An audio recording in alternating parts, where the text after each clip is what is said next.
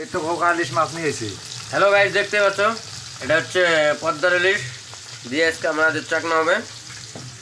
এই ছোটো সাইজের ইলিশ আমরা বালাবর থেকে ওই পাশ থেকে নিয়ে আসলাম।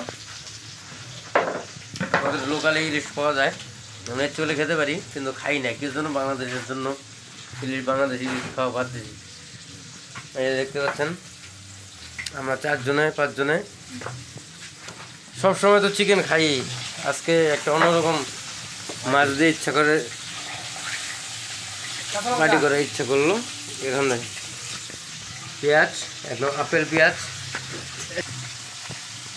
দেখতে থাকো কি কি আইটেম হয় আর কীভাবে এই ডিশটা তৈরি করা হয়। তো গাইস তোমরা দেখো, আশা করি ভালো লাগবে। এরপরে নেক্সট টাইম তোমরাও এই চাকনাটা বানাবে, এই জন্য ভালো করে ভিডিওটা দেখবে। প্রথমে যে মশলা মিশিয়ে কড়া তেলে একদম ভেজে নেবেন। যাই হোক, মোটামুটি ভাজা হয়েছে, একদম তো একদম কড়া করে ভাজতে হবে, নাহলে এটা টেস্ট আসবে না, তাহলে তো মজাই আসছে না। একদম কি গন্ধ, ইলিশের গন্ধ হয়েছে, একদম পুরো সুগন্ধ।